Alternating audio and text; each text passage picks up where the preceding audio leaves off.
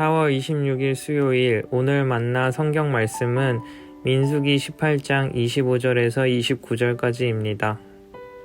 주님께서 모세에게 다음과 같이 말씀하셨다. 레위 사람에게 말하여라. 너는 그들에게 일러라.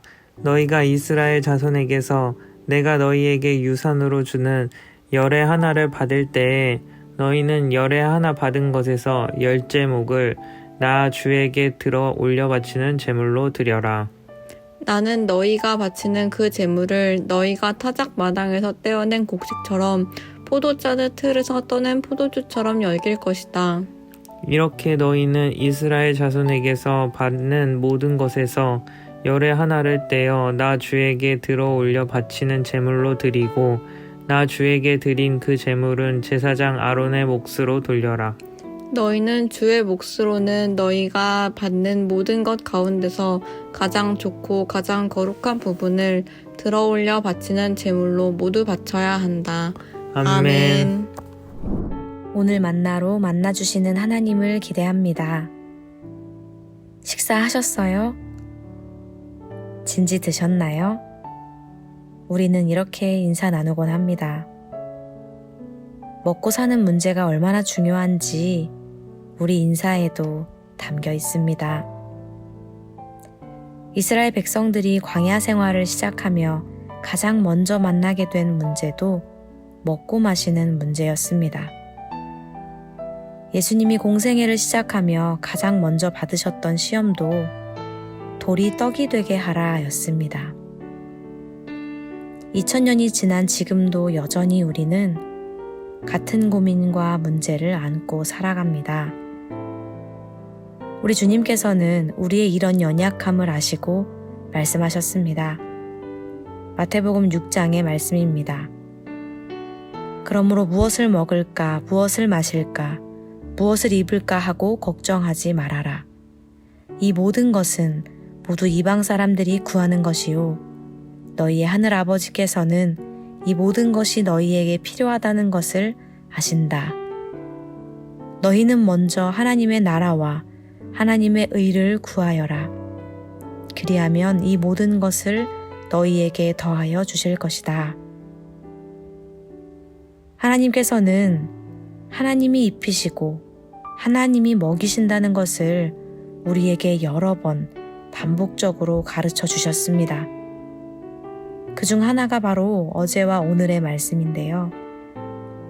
하나님께서는 이스라엘 백성들에게 11조를 드리게 하셨습니다. 소출의 11조뿐 아니라 땅의 11조도 드려서 그 11조를 통해 레위인들을 살아가게 하셨습니다. 그렇지만 레위인 역시도 받은 것의 11조를 다시 하나님께 드려야 했습니다. 오늘 말씀인 민수기 18장 26절 말씀입니다. 레위 사람에게 말하여라. 너는 그들에게 일러라. 너희가 이스라엘 자손에게서 내가 너희에게 유산으로 주는 열의 하나를 받을 때에 너희는 열의 하나 받은 것에서 10제 몫을 나 주에게 들어 올려 바치는 제물로 드려라. 하나님께서는 그들이 어떤 것을 드려야 하는지도 덧붙이셨습니다. 29절 말씀입니다. 너희는 주의 몫으로는 너희가 받은 모든 것 가운데서 가장 좋고 가장 거룩한 부분을 들어 올려 바치는 제물로 모두 바쳐야 한다. 레위인들도 11조를 드리는 일에 예외가 아니었습니다. 이것은 레위인들을 11조로 살아가게 하신 이유가 그들이 특별해서, 그들이 맡은 일이 더 중요해서가 아니라는 뜻입니다. 하나님은 모든 지파를 먹여 살릴 능력이 없으셔서 부족해서 이런 명령을 주신 것이 아닙니다. 하나님께서는 이스라엘뿐 아니라 레위인들까지 모두가 하나님을 어떻게 고백하는지, 어떤 분으로 인식하며 사는지 그들의 마음과 중심을 바라보셨습니다. 하나님께서는 분깃없이 살아가는 레위인들을 보며 이스라엘을 입히시고 먹이시는 분이 하나님이심을 알게 하셨고, 레위인들은 다시금 11조를 드리며 그들의 삶의 주인 역시도 하나님이심을 고백하게 하셨습니다. 하나님께서는 구약시대 레위인의 직무를 통해 이스라엘 백성들이 거룩하신 하나님께 나아갈 길을 열어주셨습니다. 그러나 이제 우리는 예수 그리스도를 통해 누구나 하나님께로 나아갈 수 있게 되었습니다. 누구나 하나님과 교제하며 살아갈 수 있게 되었습니다.